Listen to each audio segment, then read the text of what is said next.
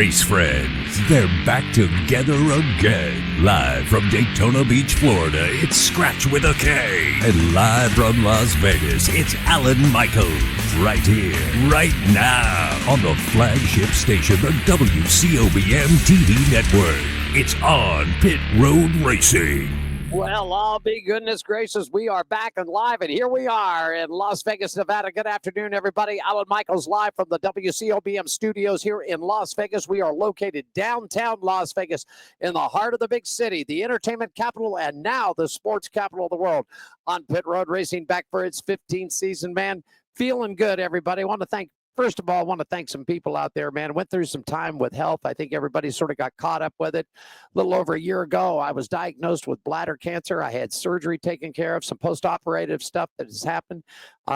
So far, all the tests, all the x-rays, all the scans have all come back negative. I have one procedure yet still to do coming up in late March, and if that happens and comes up clear, they're going to move me into the remission stage, and then we'll go for one more year, and we'll hopefully ring that bell and be cancer-free. But I want to thank everybody that was sort of in on this deal here, that knew what was going on. We sort of kept things sort of quiet and just sort of kept things personal. There was a few people out there that that knew about this, and I do want to thank those folks for phone calls and emails. First of all, I'd like to thank my wife, lovely wife, Diane, who stood beside me here all the time. Man, she helped me out. There's some tough times that we went through over this past December and January, but she was right there with me. Want to thank Mr. Gene Woods, the owner of the WCOBM and the Gene Woods Racing Experience. Gene himself had some family members deal with cancer in his past, and he was there daily with me, or a visit or a phone call or something multiple times during the day to make sure that I was doing good and all right. Also, I want to thank my good friend Jeff Motley out at the Las Vegas Motor Speedway. Each week I got an email from Jeff. How you doing, buddy? You hanging in there? Are we going to see you in March? Sure enough, Jeff, we're going to be there for 5 great days of racing at the Las Vegas Motor Speedway coming up in just a couple of weeks, everybody. And then finally, my good friend Chuck Trickle right there from the Trickle Racing family. Every week I got a call from Chuck, and I just want to know how I was doing out there. So those 4 people I definitely want to thank, but I want to thank everybody out there, including my buddy down in Daytona, which we're going to get with here. Scratch with the K is going to be joining us real quickly. Let's get it started. Daytona weather for you, racing weather this weekend. Well, I just found out that 60% chance of rain in Daytona could happen and did happen just a few minutes ago, but it's supposed to be blowing out of there. They're going to have a nighttime low right around 65 degrees. For Friday, Daytona, slight chance of rain for the truck races. Daytime high is going to be about 69. You'll drop off to about 67 in the nighttime. And for Xfinity on Saturday, mostly sunny skies with a daytime high 74, nighttime low going to be driven down right around 60, 66, 68 degrees out there for you. And for the running of the 60 for the Daytona 500, 25% chance of a late afternoon shower. Could be a little muggy for the drivers, 81 degrees with a nighttime low right around 56 there. So that's what you're looking like. We'll get a real updated forecast from Scratch in just a couple of minutes, because I know he's down in the thick of it. Hey, racing around the country here, man. Everybody's getting ready to go, and I'm looking forward to this season. AMA Supercross, Monster Energy is already into round number 6, and they're going to be this weekend. They're going to be at Ford Field in Detroit, Michigan. Flat track racing starts March 6th back down there in Daytona. Speedway motorcycle racing. Our next event here up on the West Coast is going to be April 12th at Costa Mesa. Kevin Harvick's Kern County Raceway not only has that asphalt track, ladies and gentlemen and race friends, he's got that circle dirt track out there, and it's been running some speedway stuff down there. So really cool that Kevin Harvick's keeping up with that. Let me see. We're going Formula One racing March 16th. Australia's their kickoff for the 2025 campaign. The NHRA, it's coming down to Gainesville, Georgia, coming up on March 7th. IndyCar's back in action March 6th. They're going to be back in the Sunshine State at St. Petersburg. The NOS Energy Series, man, they're going to be rolling in Florida too. Volusia Speedway Park, March 2nd and 3rd. The late models have got a triple header this weekend at Volusia, so you want to get some dirt racing after you see some speedway stuff. And, of course, NASCAR back in action, a full series of ARCA racing at Daytona. This past week, ARCA East gets kicked off March 22nd at Five Flags Speedway. ARCA West, March 7th, you return back to Phoenix for your season opener there. And, of course, we all know this is Speed Weeks in Daytona. Tonight, the duels will be running. They ran for the pole. We'll get into that. Chase Briscoe's got that. but they'll run for the duels to set the final lineup for the 500. Then tomorrow, you've got the fresh from Florida Farms 250 from the Daytona International Speedway. Saturday, it's the United Reynolds 300. And then Sunday, the 67th running of the Great American Race, the 2025 Daytona 500. And speaking of it, live from Daytona Beach, Florida, here he is. That's my good buddy Scratch with a K. It looks yes, sir. I'm looking behind you, man, and the clouds seem to be separating. Will we get some racing tonight? I think we will. I'm not real sure. It got a little bit darker over this area right here, and I had left the track just for a little bit.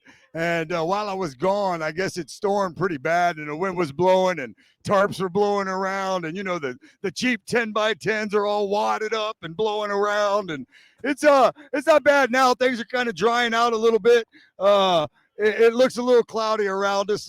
We'll see. I mean, like I said, in front of me, what I'm looking at, it's a little dark, but it was coming from the other way, so maybe we'll be all right. I'm hoping that we get some racing in tonight, but we've been working on this all day long, so we got the big courtyard over here. We got the turn 3 Tiki Bar, even though we're in turn 4. I mean, we know that. We also know that turn 3 Tiki Bar, if you look it up on Facebook, is spelt with 2 Ks, even though we know it's only spelt with 1 K, but I hang out with a bunch of dummies, and that's how we got there. So, but it's going to be a great time right here at Daytona International Speedway in the infield, as always. Man, what a pleasure to be back with you, Alan Michaels, man. I love you, dude.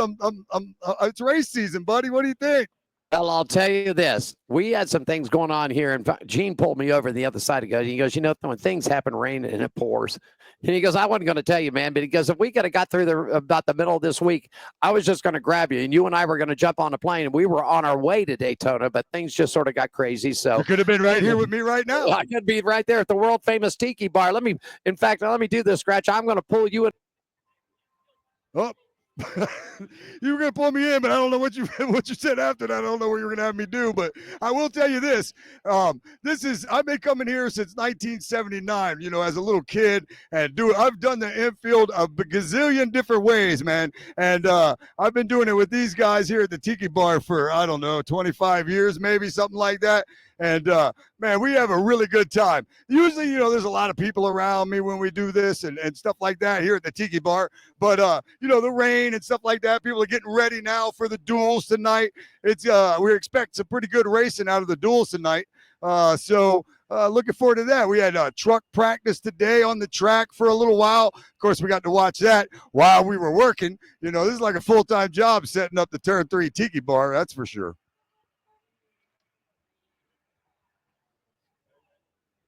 Well, all right, Alan, I'll just keep on running my mouth. I don't know if you know or not, but I also now do the sports on WSBB down in New Smyrna. So I'm the sports guy for WSBB, and I cover a lot of racing when I do that as well. So. All right, my friend, you know what? Let's take us our first quick break. When we come back, Chase Briscoe's got the pole. We'll run down to all the action, and we'll do it. Scratches in Daytona. I'm in Las Vegas. Sir. You're watching On Pit Road Racing, and we're back in 60 seconds, everybody. This is speed. This is winning. This is losing. This is smoke and fire. This is blood, sweat, and tears. This is the loudest party on earth. This is family and tradition. This is it. This is NASCAR in Las Vegas. The Pennzoil 400 returns March 14th through 16th. Get your tickets now. Are you ready for the wildest ride on Fremont Street? The Gene Woods Racing Indoor Go-Kart Track Experience. 450 Fremont Street, suite number 171 on the corner of Las Vegas Boulevard and Fremont Street. Open 7 days a week, noon until midnight. Strap yourself in, pull your safety belts tight, and feel the power and the speed at the Gene Woods Racing Indoor Go-Kart Track Experience, downtown Las Vegas, Fremont Street, 450 Fremont Street, suite number 171, right on the corner of Las Vegas Boulevard and Fremont Street. What are you waiting for? Log on, get your tickets now. It's time to go racing at the Gene Woods Racing Indoor Go-Kart Track Experience, 450 Fremont Street, downtown Las Vegas. Downtown Las Vegas on pit road racing back scratch in Daytona Mia here at Allen in Las Vegas. Everybody, and there it is. A quick drop. Yeah. I like it. Hey, scratch the number 19 of Chase Briscoe, who moved over from Stuart Haas, is now at Joe Gibbs Racing, has captured his first Daytona 500 pole, man, with a speed of 182.745. That's the first Daytona pole, the second pole at Daytona, his third pole of the career. Penske's number 2, Austin Cedric, will start on the outside road. The rest of the field is going to go for the qualifying races out there. So let's talk about it, Scratch. I've got round number 1 pretty much set up and ready to go. Tell me what you're going to think about this lineup. Chase Briscoe, Ryan Preece, Josh Berry, Austin and Ty Dillon. Then you got Zane Smith along with Kyle Busch, Chase Elliott, Michael McDowell, A.J. Allmendinger, William Byron. Your guy Martin Truex Jr. is back in the ride again. Ty Gibbs, Tyler Reddick, Bubba Wallace, J.J. Haley, Justin Allgaier, Carson Hostevar, Ross Chastain, Ricky Stenhouse Jr., Chandler Smith, J.J. Yeley, and oh my goodness, IndyCar sensation Julio Castroneves is locked in. What do you think about this round number 1, Scratch? Well, it's going to be a good one. It's interesting to see the 19 on the pole with Chase Briscoe in Martin Truex Jr.'s old ride. It's actually the first pole for Toyota here at the Daytona 500. So Toyota's first pole at the Daytona 500, Chase Briscoe, first year in Martin Truex Jr.'s car. Well, I guess it's not his car, is it? But you know what I mean. So I don't know, man. That looks good. That car has always been competitive here with Martin in it. Martin Truex and Jimmy Johnson are locked in based on their qualifying speed, so that's good. But, you know, Helio Castroneves, he's locked in no matter what because of this special provisional that I'm not 100% sure about. I know there's mixed feelings here in Daytona about it. I don't like it. And I'm going to tell you, you know, sometimes we give 7-time a little bit of a hard time. But let me tell you something. If a 7-time champion in NASCAR does not have a provisional to get in the Daytona 500 and Helio Castroneves does, there is something wrong with that. That's my opinion on that. Oh, my goodness. Wait a minute. Did Julio ever run NASCAR? Never.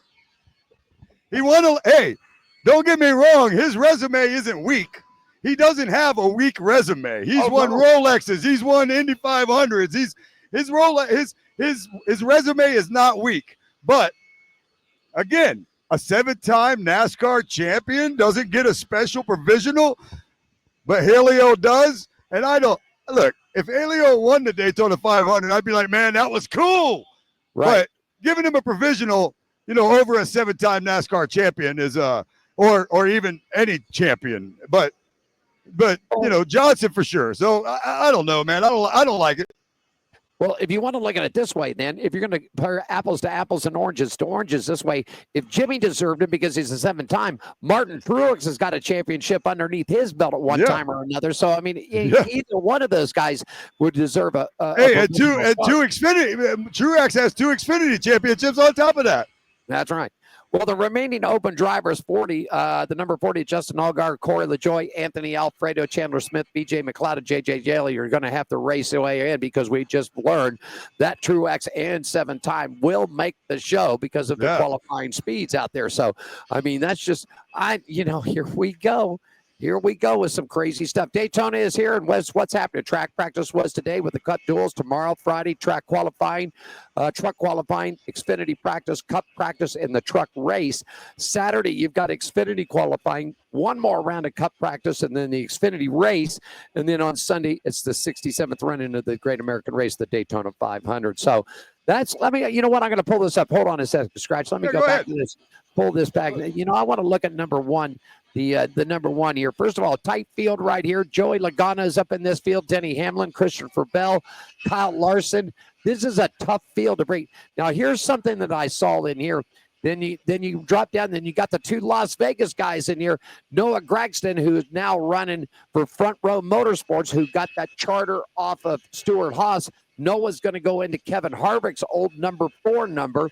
And then Riley Herbst, who has moved over. And he's with 2311. He's going to bring in the Monster Energy along with him, and he's going to drive number 35. Those 2 guys, the Las Vegas guys, Scratch, first 2 shots out. The Las Vegas kids are in there. What do you think about that?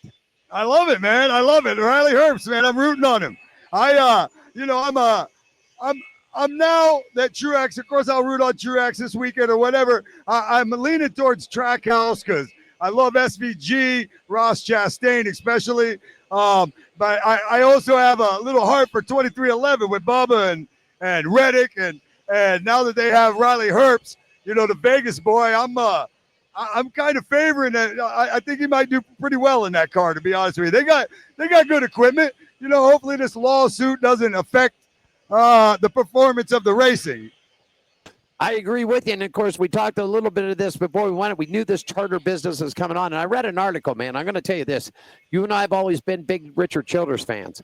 And Childress is not happy about this. He felt like he was forced into this thing. And of course, we know that 2311 and Front Row Motorsports filed a lawsuit. So far, the courts have kept up with them so far. So they're going to allow them to race this year, even though they don't have a charter. But once again, they do have a charter, but they don't have a charter. Yeah.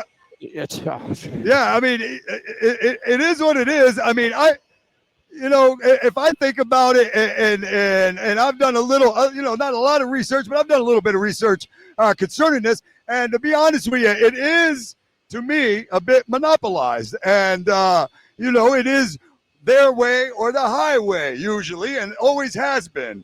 And so hopefully whatever goes on with this lawsuit will have a resolution to where the teams, the drivers, the owners, NASCAR, and everybody works together a little bit better instead of it just being like, this is the way it is, and you got to do it this way or your ass out. So that's what I think. Hopefully the lawsuit will end up working out for everybody, because it definitely seemed like they were just like, this is the way it is, no exception, sign it. And almost everybody signed it, except for Front Row and 2311, and they decided, hey, we're going to do something about it. Had more teams done that, I think they might be in a different situation. But here we go. There's a lawsuit. They're going to race this year with charters regardless, and we'll see. We'll obviously be monitoring that here on Pit Road Racing as well throughout the lawsuit. It's like the OJ trial for racing. There you go.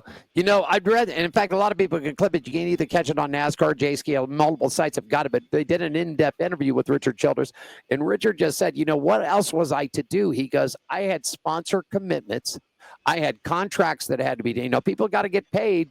Cars have got to be built, travel, everything's got to be ready to go. So, but his whole point is he felt that he was pressured into this whole thing, and I think a lot of teams were pressured into it.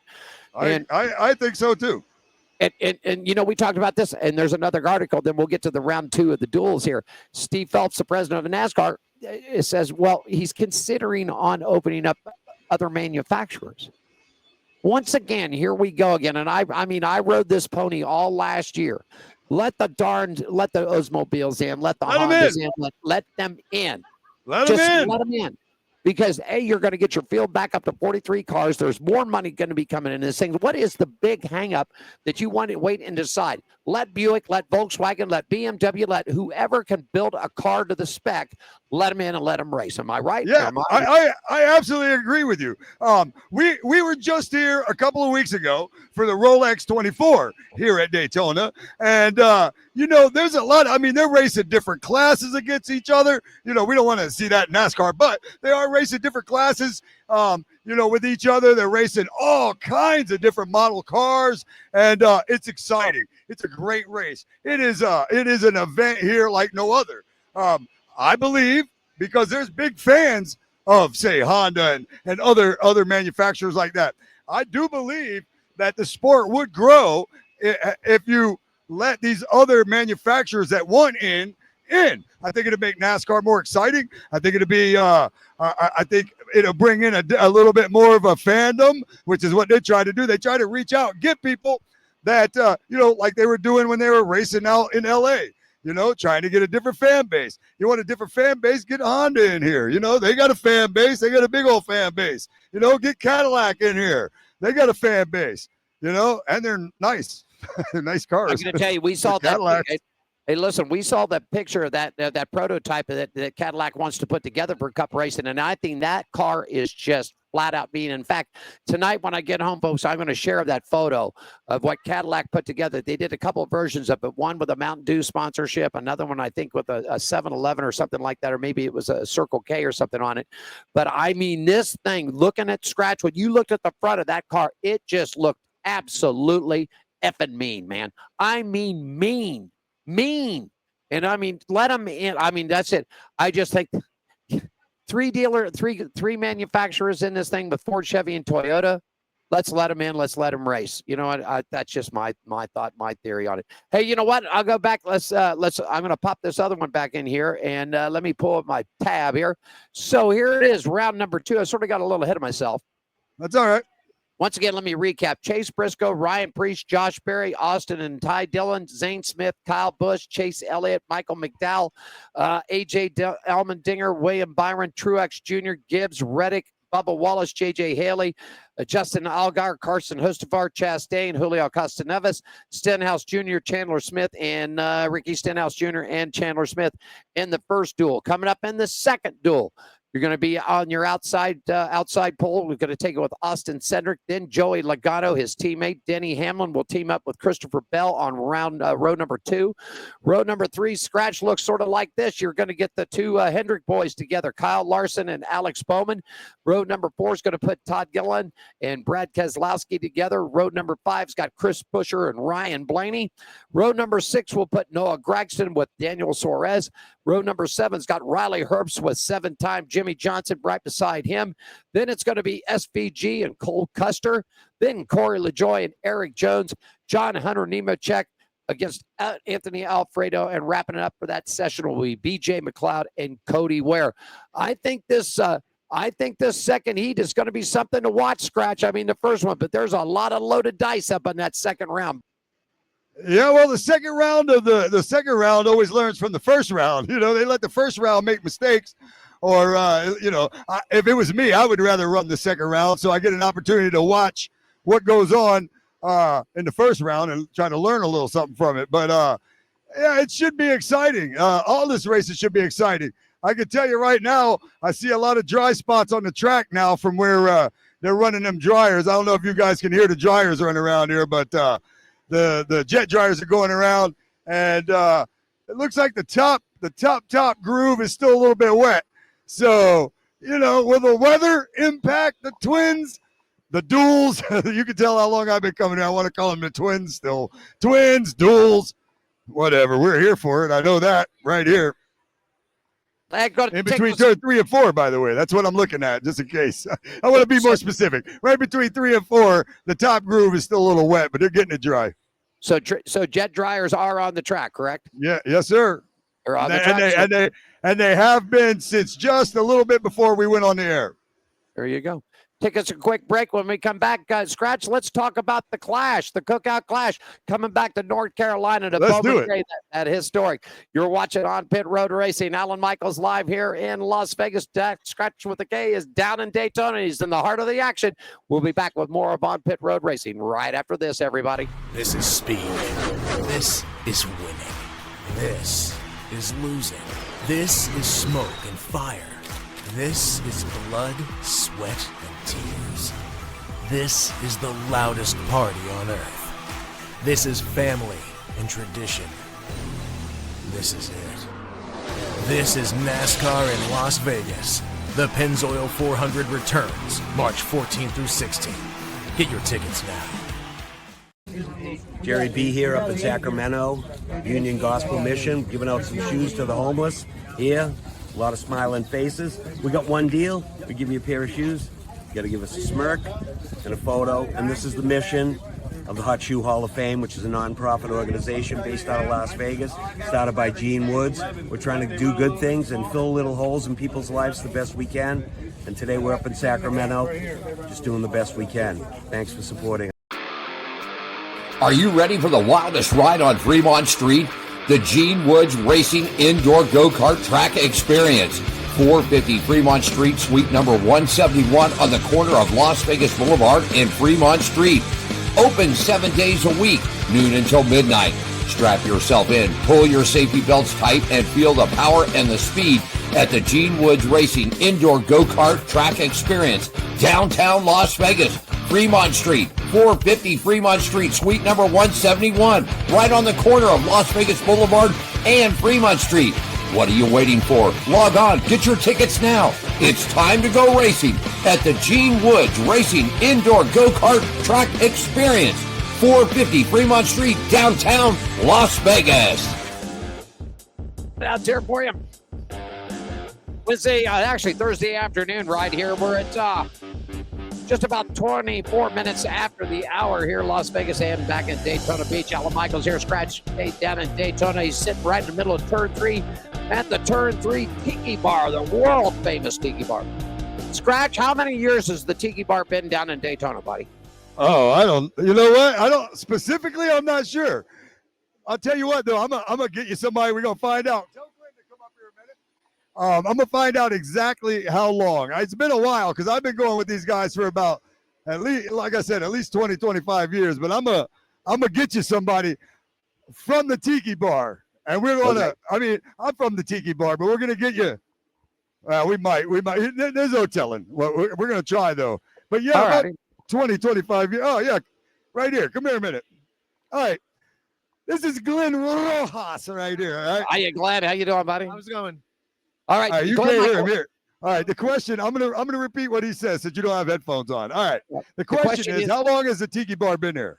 Oh, my God. Well, I've been doing it for probably 16 years, so much longer than that. It just got bigger and bigger throughout the years. It did, man. So we have a pretty good time down here, though, don't we? Without, absolutely, without a doubt. It's a blast. I look forward to it for every year. Yeah, we probably came honestly before Glenn joined us and started coming with us. Man, we probably I've probably been with these guys probably 5 years before that. So and he's been coming 16, so that's about 21 years. So that sounds about right. Yeah. I needed your help doing the math. I'm not very good at math, Glenn. No problem at all. That's my favorite subject. All right, we like to call Glenn Juan Pablo Montoya, by the way. All right, get your ass out of here. There you go, man.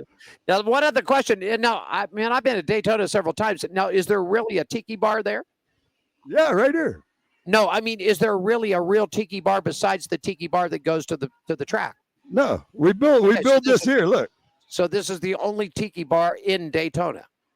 It's the only Tiki Bar in the infield. All right. In Daytona. You know, I was just wondering if they had another establishment. I remember the Boot Hill Saloon. I remember all those places down there. This Tiki Bar isn't legit. This is just a bunch of my buddies come up with a bunch of plywood and 3 U-Hauls. So there's 3 U-Hauls back here. All right. Okay. They built the Tiki Bar off of the 3 U-Hauls. On top of the 3 U-Hauls is our platform. Man, we could put 70 people up there. All right. Now, next to the Tiki Bar over there is my spot.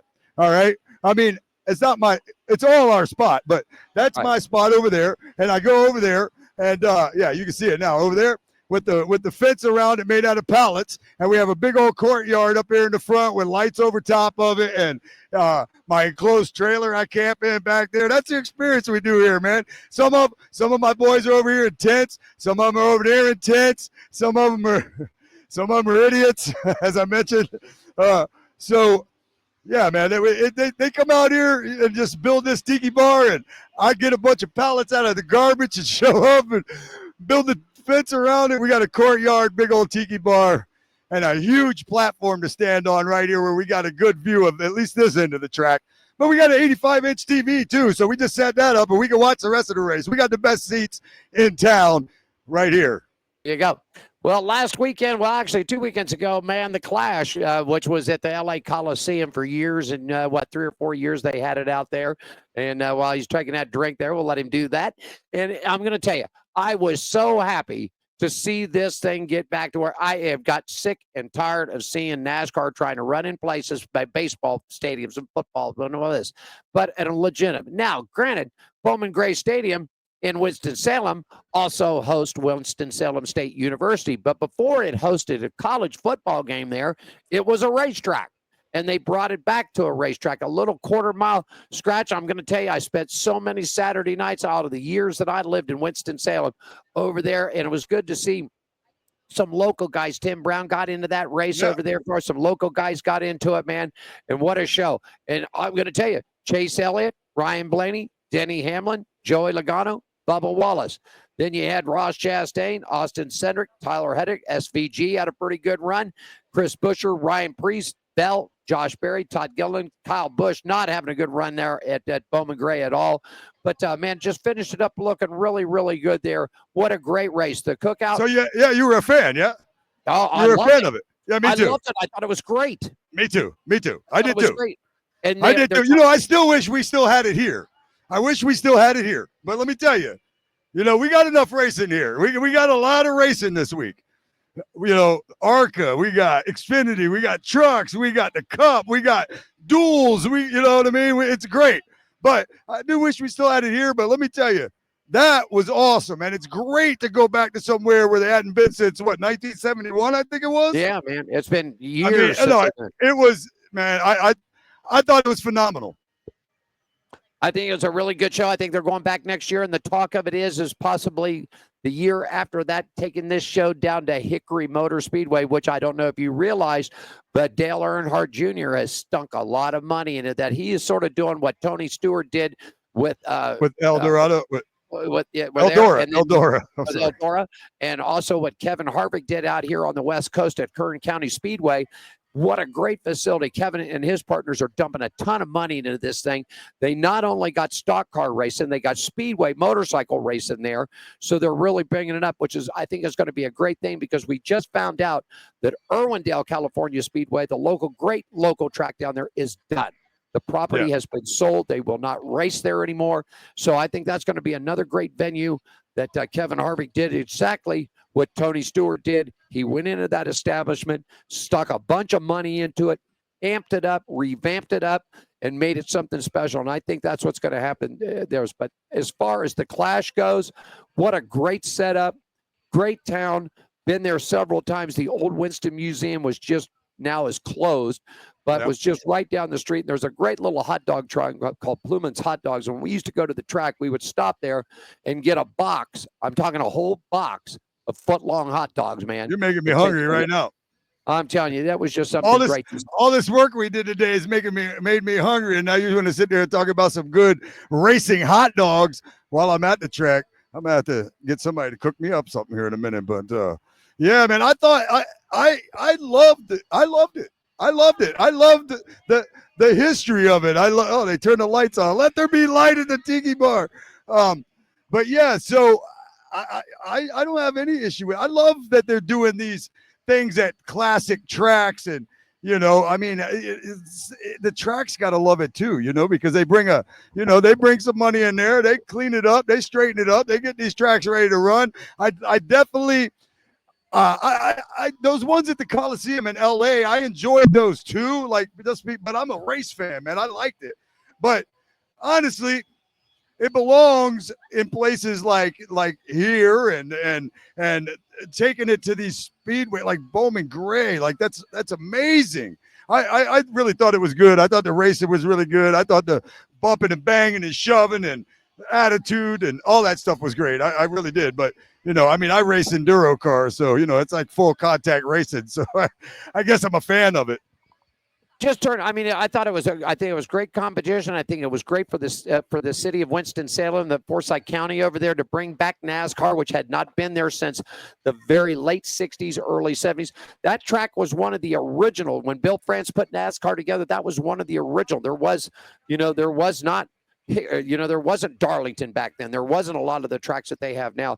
And I'll tell you another Hickory, I'd like to see it go to Hickory. And I'll tell you another place I'd like to see the Clash go to. I'd like to see it get back to Daytona in its original format. Because now, correct me if I'm wrong, but the Clash was set up strictly for pole winners, correct? Yes. Wasn't it? It was. Back in the day, the Clash was anybody who got a Busch pole the year before. And I mean, there might have been some other little provisionals, of course, because you know how NASCAR likes their provisionals. But yeah, it was whoever got a Busch Pole award the year before came here, ran the Clash. ARCA race ran first. Busch Clash ran right after it. It was awesome. I'll tell you another track. In fact, they're reopening it. They've got it revamped up. They're ready to go. They're going to take the trucks. They're going to take the Xfinity Series. Hey, why not? Let's get a date back at Rockingham, man. I mean, that would be a great place to see the Clash at. That. Oh man, the Rock at Rockingham, North Carolina, man. That should be. I miss Rockingham. I used to love Rockingham back in the day, especially when I was a Rusty Wallace fan. He won there a lot. Yep, he sure did. Rusty won there. He won at Martinsville, run at Richmond a lot, run at Bristol a lot. Yep. And he hit a couple of good times up in Michigan and up in Fontana too. But some great racing there, great racing at Bowman Gray. It was a good event that they put on together there. And I just hope that they continue to do more things like that. I heard one or two of the drivers say, well, why don't we take it to Europe? No. No. Oh, no. No. I'm going to tell you. Don't be like the NFL. No. I'm going to tell you, Scott, I met a lot of F1 fans here this year. A lot of them came downtown here at Gene Woods Racing Experience. And I'm going to tell you, Europeans don't care for the stock car racing. They don't want us over there. I mean, they're a little bit itchy about coming here, a little itchy, but that racing over there and this racing is totally different. And they don't want it. Yeah. They do not want it over there. The Formula One stuff is their thing. Rally racing and that is their thing over there. And they just don't want it. Thoughts about it going overseas? Yeah, I wouldn't want to see NASCAR go overseas at all. But I will tell you, unlike people from overseas, if they put a number on it and they paint it and it goes fast, I like it. So that's just me on that. But they don't need to go over there. I would imagine that's expensive to try to get NASCAR teams to Europe. Well, remember a couple of years ago, right before Dale Sr. passed away, they did that race over in Japan at Motegi or somewhere over in there. And that's just like them guys bringing that stuff over. It's all got to be boxed up and crated and put on air transport machines and planes and things. So I don't know.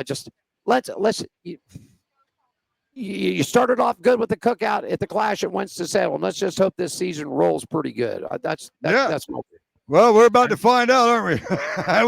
we're not too far away. I would imagine though that they're going to start a little bit late. I mean, I'll tell you right now, that top groove is still looking better up there, and they're still got the dryers out. It's still a little cloudy. I don't know if you could tell back here a little bit. But it's dark over in there. It's still dark over that way. And the wind's blowing a little bit to the southwest. So if anything's coming in, which is where it's the darkest, is up in the northeast. So, I don't know. You know what I'm not is a weatherman. I am not a weatherman. I gotta work as a deal out with Al Roker. You know what I mean?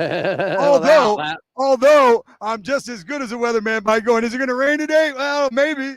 It might. Yeah, you never know, man. You never I don't know. Hopefully it's already done. But yeah, like I said, the top groove's looking drier now. It's still a little dark up there, but it's not too bad. But I still would imagine the green flag would drop a little later than they anticipated. Well, you haven't had any sprinkles or anything in the last that, and the dryers are working on the track. What do you think? About another hour and they should have it ready? Yeah, I would say at the most, probably another hour. Let's see, what time is it now? Yeah, we got 20. I don't know, man. I don't know if they're going to be that far behind. Maybe a half an hour behind. They might be a half an hour behind. That'd still be about another 45 minutes or so. But yeah, they're working hard on it. And it's drying for sure. It's looking decent. It did sprinkle about 20 minutes ago. It sprinkled a little bit. And I got a little concerned, because I'm out here in the element, but that stopped. It's nice right now. The temperature's great. It feels great out here. And like I said, I don't know if they're going to be too far behind, but they will start a little bit late, I'm sure. Well, I think you guys are scheduled for a green flag start on the first of the duels coming up in just about 28 minutes away from here. So it doesn't look like they'll get to that. But hey, let's take one more quick break, and I want to talk some news and notes with you, man. Just put this in the pocket of your mind, a little bit of thought, okay? All right. What do you like about this year's TV deal? Okay, because you've heard about all this and what's going on with that. And B, will Richard Childress Racing get back in line? Because they had a terrible season. We'll get Scratch's comments. We'll ask him what he thinks about all of it, and we're going to do it all right here at On Pit Road Racing. Alan in Las Vegas, Scratch in the middle at Daytona Beach. We're back right after this. This is speed. This is winning. This is losing. This is smoke and fire. This is blood, sweat, and tears. This is the loudest party on earth. This is family and tradition. This is it. This is NASCAR in Las Vegas. The Pennzoil 400 returns March 14 through 16. Get your tickets now.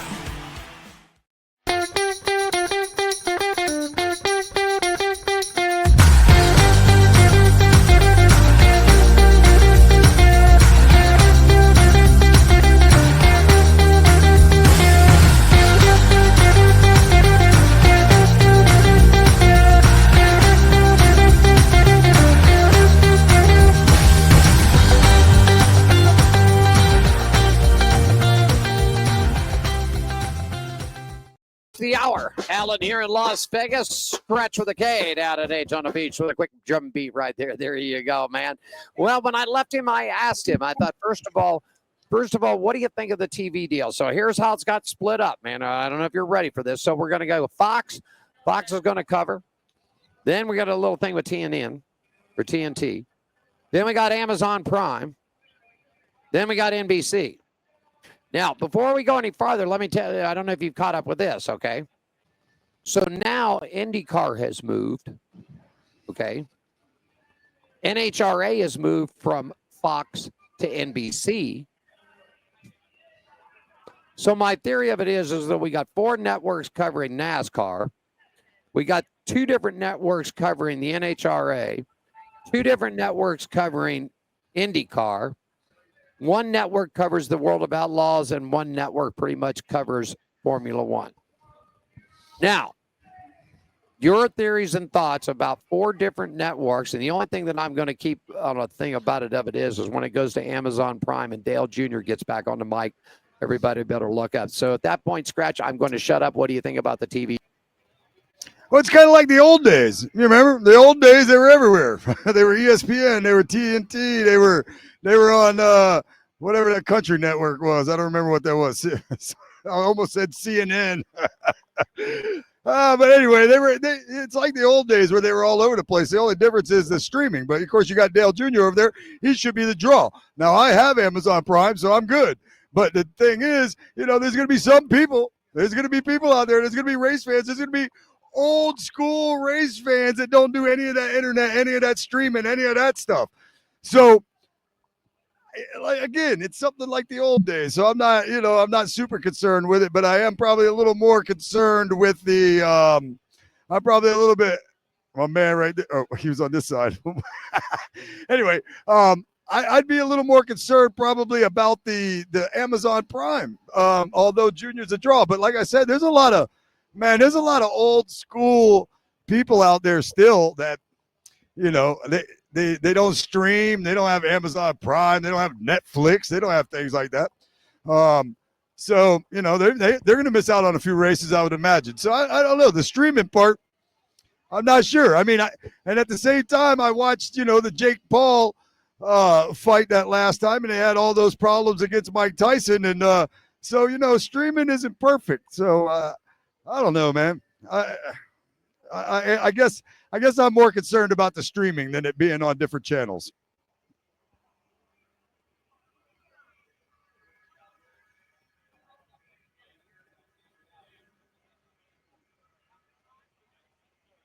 The Xfinity series is going to be the Xfinity series is going to be on the CW too. That's something different. So we're going to see how that goes. How the CW handles. How they handle the Xfinity series, as they have gotten into sports lately. So we'll see. We'll see what happens with the TV deal. We need a TV deal. I forgot about CW. So that's 1, 2, 3, 4, 5. So I forgot about the CW because they're taking a lot of, like you said, a lot of Xfinity broadcast out there. Yeah. Let me ask you this. Do you think NBC was right or wrong in not giving Junior the money that he wanted to stay? Because I think that's wrong. Junior's Junior. Wrong. Yeah. Wrong. They're wrong. They're wrong. They messed up. He was really good. He's Dale Jr. You know what I mean? Like, it's like I mean, Dale Jr. isn't of the greatness of a Tom Brady, for example, but I am going to compare him to Tom Brady. Tom Brady is a draw because he's a 7-time Super Bowl champ. You know, Dale Jr. is a draw because he's Dale Jr. I don't see why you don't make that deal with Jr. at all. I think they messed up on that. I think Amazon, it was a good pickup for them. And again, I just expressed my opinion on the streaming part of it, but that's a good pickup for them because I think that will help the streaming. I think it will help. And again, I have Amazon Prime, so I'm looking forward to seeing Dale Jr. back in the booth doing his thing. Man, I'm speaking of Dale Jr., let me just say this real quick. So I went to the Hauler Parade the other day, Tuesday, when they had the Haulers parked across the street, and then they fired them up at 7 o'clock and brought them all in, and it was awesome. The next to the last hauler was Martin Truex Jr., but the very last hauler was the number 40 Junior Motorsports truck. And it came out, and when it pulled out, the crowd went crazy. Man, but it's a historical moment if you think about it. Dale Jr., Junior Motorsports, first Cup Series start, man. I think it's cool. I think it's cool. And we'll see how it goes, man, but it's cool. It's cool to see Junior stepping up a little bit here. And like I said, everybody loved it, man. That hauler came out, and you would have thought Junior won the damn race, and all it was the hauler coming out. Well, you know what? I'm going to say this about him. He pushed and pushed and pushed him, and of course, we know that his sister Kelly is really pretty much it's really running the show over there at Dale Earnhardt at his place. And anyhow, he fought it and fought it and fought it because he didn't want the charters, he didn't want this. And I'm going to tell you, I think he picked a good driver. He's got Justin Allgaier in the car, number 40 on it. I'm going to tell you, you better watch out. You better watch out because Junior don't go to the track with junk equipment. I'm telling you, no. You don't need to go with junk equipment. No, first of all, it's something I'm excited to see. Okay, the next thing I want to talk about here with this is that I believe that once these 6 or 8 races get to prime, and Junior's back on the microphone, numbers are going to go through the ceiling. Yeah, they're going to go through the ceiling. I'm going to tell you why. First of all, Dale Jr. is not a broadcaster. He's a race car driver, a businessman. Yeah. But NBC did him right for the simple reason that they let Dale Jr. be Dale Jr., okay? Oh, yeah. Do we all say everybody's names right all the time? No. Do we all pronunciate or enunciate every single syllable out of our mouths right? No. Did he? No.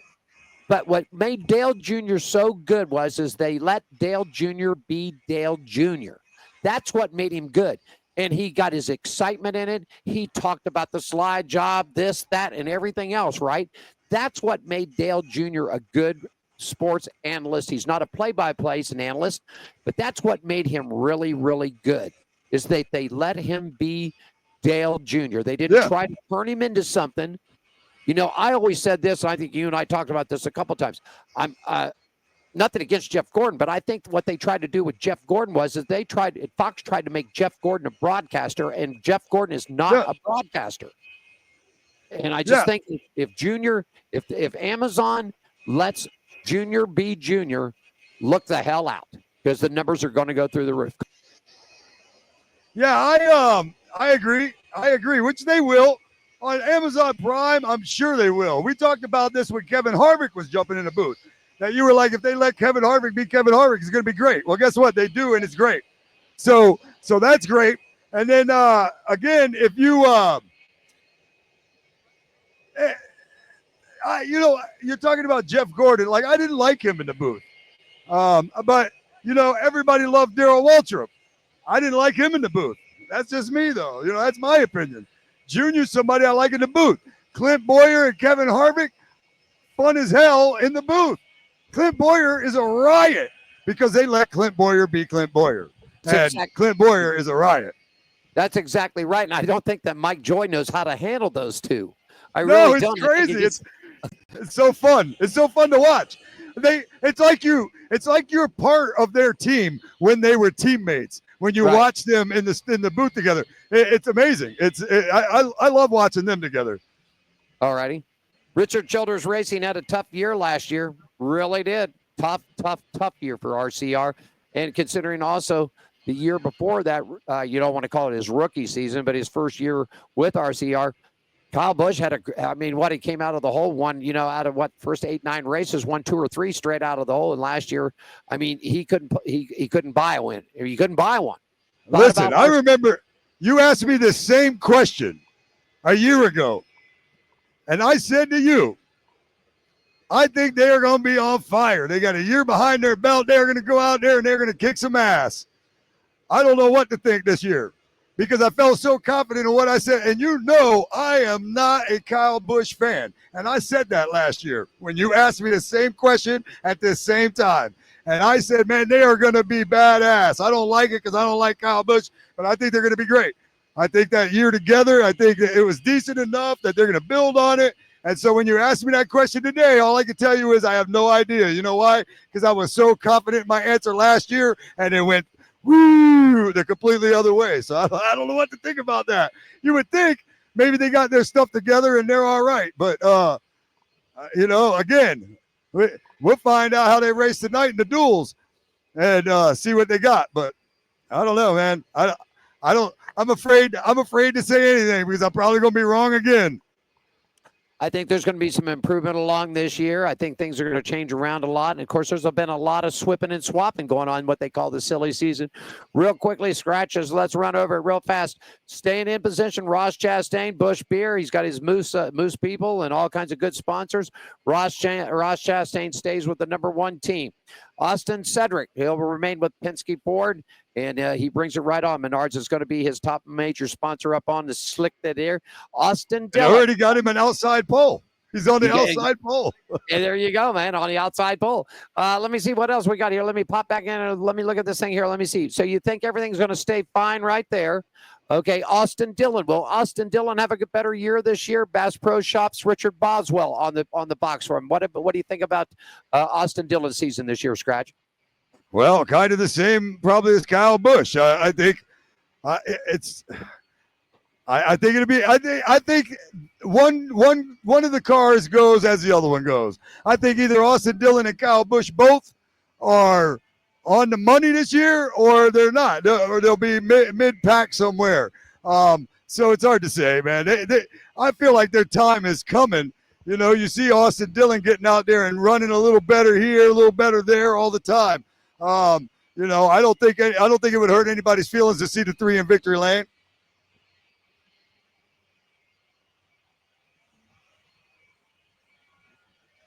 Anybody can win at Daytona anyway. As I think we all know.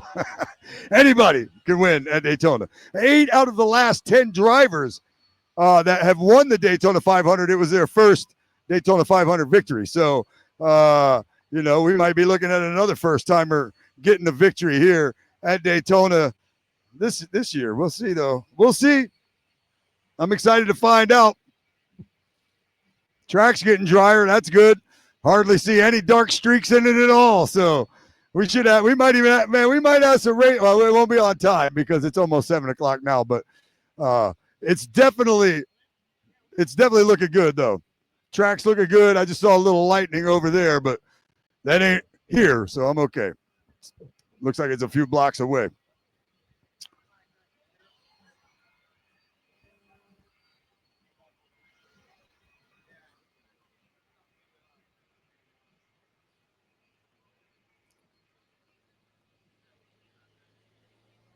Did you hear me? There we go. Front Row Motorsports this year. Noah Gragson's going into the lineup this year. Here you go. What do you think about Noah this year? Noah Gragson? Yeah. New team this year. Yeah. I don't think about him much. I can think of let's put it this way. When I say I don't think about him much, I can think of about, probably 15 other drivers before I would start thinking about him. All right. I'm not talking about winning the Daytona 500. I'm just talking about teams just in general for the season, for even the season, or moving around. Right. Yeah, I feel the same way. I feel the same way. I don't know. It wasn't like he was phenomenal or dominating anything before. All righty. Show me is what I'm saying. Show me. All right. Kyle Larson stays with Hendrick Motorsports. Cliff Daniels on the box. Will Kyle have another great year this year? I think so. You know, he just won an outlaw race right here at Volusia County Speedway a couple weekends ago or last weekend. I don't think there's a damn thing he can't win in. So I'm not. See, when you say, what do you think about Noah Gragson? I'm like, not much. When you ask me what I think about Kyle Larson, I'm like, damn, man, he can win it all. All righty, let's move it on and forward. Roush Fenway Racing, Brad Keselowski's back there. Jeremy Bowen's on the box. Full load of sponsorships. Brad K, man, made it up into the playoffs. Your thought about Brad K and RFK this year? Yeah, man, they improved significantly last year from the year before, and seem to just get better. I mean, those drivers over there are not slouches. You know, Brad K, Busher, and then they're not slouches. So I you know what? I'm gonna cautiously say I think they'll even be improved from last year and be a lot better and be more in contention this year than even last year they were. And that's saying a lot, because I thought they had a very, very good year last year. So I'm going to go with it. They'll probably improve a little bit, even more, and do even better this year. There you go. Moving things around, man. It's Spire Motorsports this year in the number 7 car. Justin Haley will take it over, man. Spire Motorsports, of course, making a big group of that. Your thoughts about that big change? Of course, Corey LaJoie out of the car and a new driver. I'm just not 100% Corey LaJoie was the problem over there, but I mean, they're going to be a probably under mid-pack team. The whole entire team, I would imagine. I don't know that any of those. I don't know if they can finish in the top 20. I mean, we'll see. I don't know. What they're bringing to the table this year that they didn't have last year. Like I said, Corey LaJoie versus. I mean, is there really much of a difference? I don't know. Okay. Moving it on forward, man. We've already talked about Kyle Busch. We already know that Chase Elliott started off with a good year, man. He's still wrapped in. Alan Gustafson back up on the box for him. I think Chase is going to roll. Kellogg Racing this year. Ty Dillon, what do you think about this? I mean, this is a guy that, I've watched Ty race before in some different things, and he actually has. I just don't know. I don't know if it's him. I don't know if it's the equipment, but Ty Dillon's got a new race. He's back in Cup racing. Your thoughts on that, Scratch? Yeah, I'm excited to see what he can do. I'll tell you this: during the hauler parade, that hauler was pretty nice. So they must have a little money in there for him. I always wondered why Austin Dillon gets the ride with Grandpa and Ty Dillon does not get a ride. That always, to me, has me second guessing ability a little bit. Do you get what I'm saying? If one brother gets the ride with Grandpa and one driver doesn't get the ride with Grandpa, it does make me question the ability a little bit. But, I mean, he's proven that he can race. So we'll see how this team does, too. Again, it's a lower team, but we'll have to just see, I guess, on that one. But, again, like I said, one grandson gets a great ride, one grandson gets to bounce around ride to ride. I don't know why that is, but I guess – once again, we'll pay attention this year and maybe learn a little something more about him. Denny Hamlin has still not captured that championship. He lost FedEx. FedEx Ground is his major partner for many, many years. In fact, I was just looking this over now, and I'm not sure how much more, but so far, Denny's got Sport Clips for 4 races, National Debt Relief for 4 races, Kings Hawaiian for 4 races. That's 4, 8, 12 races out of 36 for the points. Will and can Denny Hamlin finally break the monkey off of his back? He couldn't do it with a sponsor. Now you expect him to do it without one? His hauler came in with a number 11 on it and some stickers about this big of Kings Hawaiian and everybody you just named, about this big down the bottom. It looked like an independent. It looked like Martin Truex Jr.'s. Martin Truex Jr.'s was white, had a 56 on it. And the Bass Pro Shops, just like some stuff. If you and me had a car, we'd be riding in here with nothing on it. You know what I mean? So I don't know, man. He couldn't do it. I'm going to just repeat myself and leave it at that. He couldn't do it with a sponsor. I don't anticipate the villain of NASCAR being able to do it without one. So if he doesn't win the championship this year, do you think retirement is at hand? I don't know. I would think maybe he might move over and drive one of his own cars, maybe in some fashion. Okay. I would think he would do that before he would retire, maybe. If But I don't know. If Martin Truex has a good showing at Daytona, will he run more with 2311? Your opinion?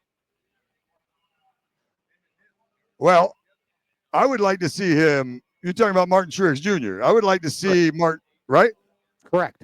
I would like to see if Martin Truex Jr. runs well, which I think he will, but if he runs well here at Daytona, I don't know, man. It's hard to say. There's a lot of racers that have gone away that come back and race Daytona or race this every once in a while or whatever, and you just keep thinking, man, they're racers. They're still good. They're going to race, and they kind of let you down. So I don't know. I'd like to see them get that bug a little bit, and it's hard to be competitive and not do it.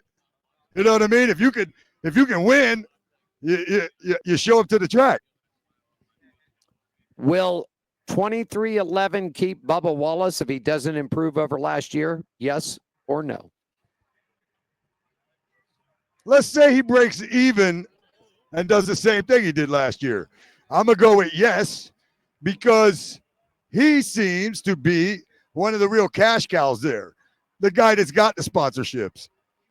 I mean, win, lose, or draw, Bubba Wallace has the sponsorships, the big ones. You know what I mean? Nobody's really complaining. I think they will keep him. I don't see why not. Whether it's good, bad, or indifferent, much like a lot of drivers in NASCAR, you know what I mean? Whether you like him or love him or whatever, everybody knows who he is. He's popular for the sport. I think he's great for the sport. That's my opinion. I think he's great for the sport. And like I said, he's the guy bringing the dollars in over there. I'm just sitting here looking. McDonald's, Columbia Sportswear, U.S. Air Force, Litas, and one of the casinos companies coming on board with him. And he's got more sponsors than Denny Hamlin. And granted that even though Denny owns that team, part of that team, he's still got more sponsors than Denny Hamlin. So I'm just saying, he's the money guy there. Well, Bubba's got a contract through 27 right now. Now here's another one that's up on the line right here. Contract is in at the end of this year. William Byron, Hendrick Motorsports, number 24, man. Rudy Fugle on the box for him this year, man. What do you think? This could be something here, man. This could be you got to perform this year to keep your ride. I could see that with Hendricks. I can see that with Hendricks, though. Hendricks is, the next big thing is coming through Hendricks. whoever that is, they got to make room for him. And if you're not up to par, then that's just the way. It's always the way it seems like Hendricks has been. Let's not forget he had Kyle Busch. Yep. But Kyle Busch was more of a problem back then. But that don't mean the kid can't drive, because that kid Kyle Busch could drive. Proven after he left even more. So I mean, he just wasn't. He just didn't fit well for whatever reason.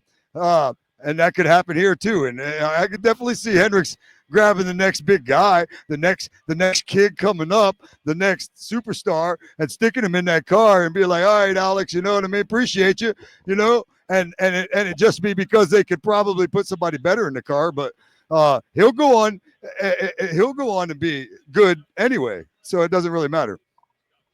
Taking one last quick break. When we come back, we will get Scratch's prediction of the winner of the 67th running of the Daytona 500. We'll do it in just 30 seconds, everybody. This is speed.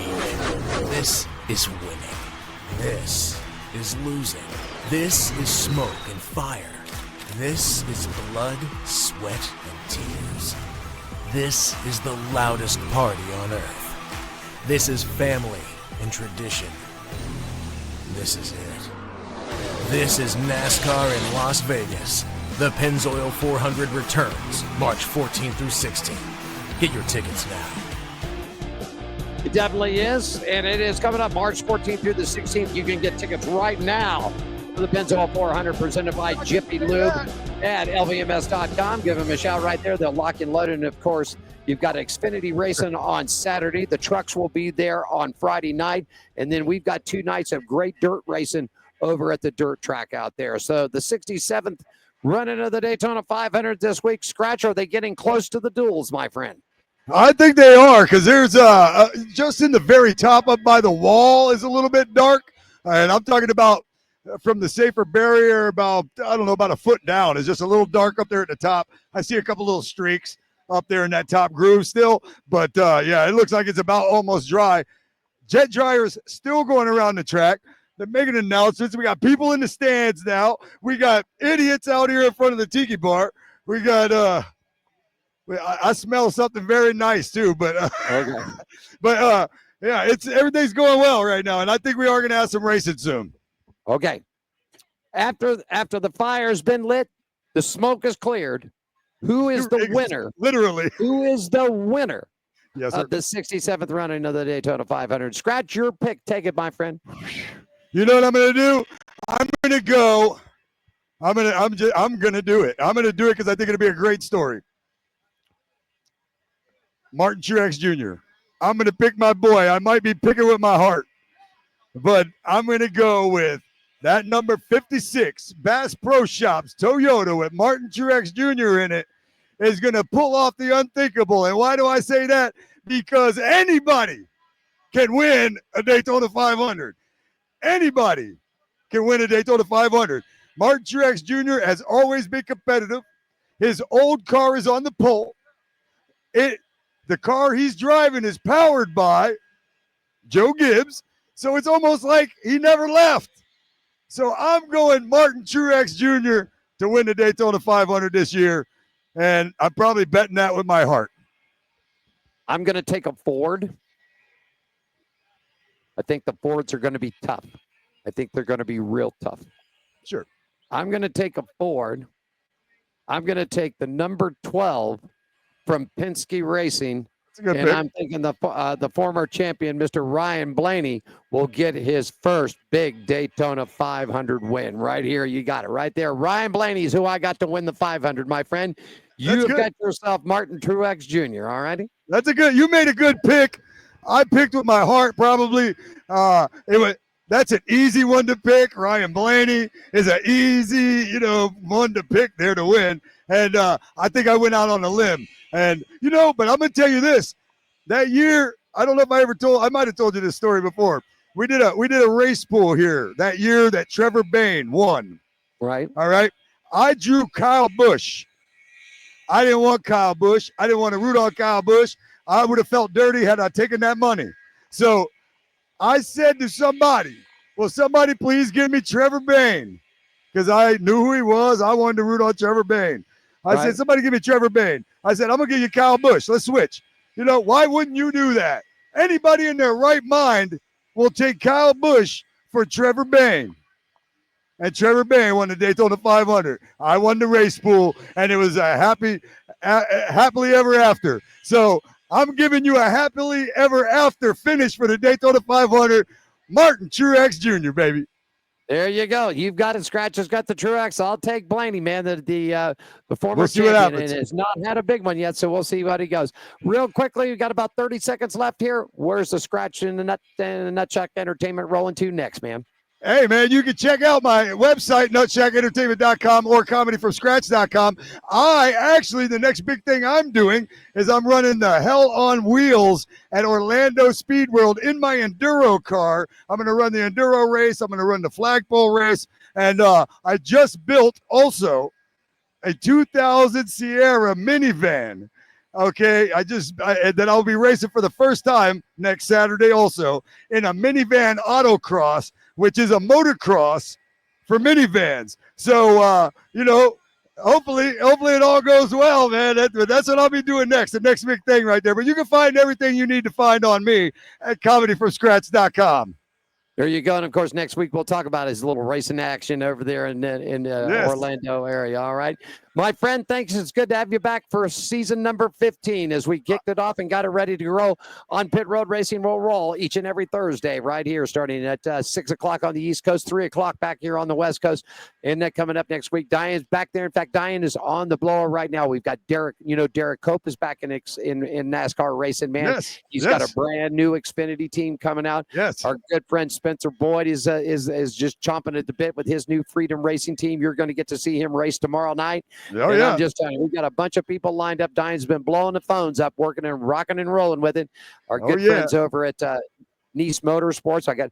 I know you're a big watermelon fan, Ross Chastain. We've got Ross coming on the show for this year, man. Come on, man, really?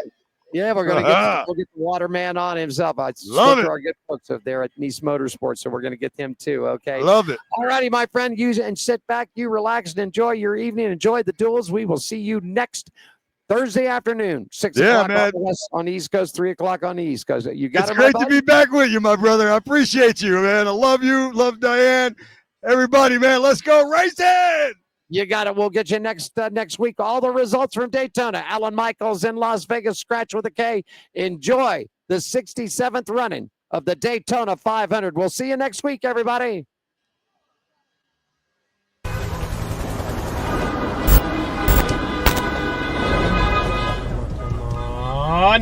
Come on! What the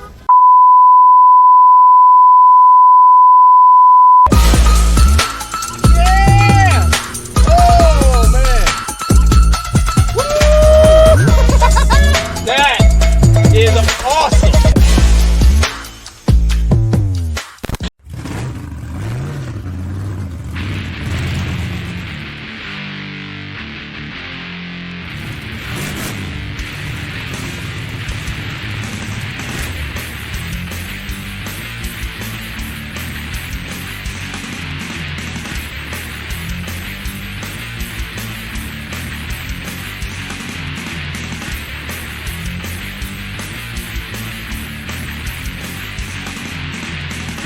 Thanks for joining us for On Pit Road Racing. Follow us on our website, Facebook, Twitter, and Instagram at On Pit Road Racing.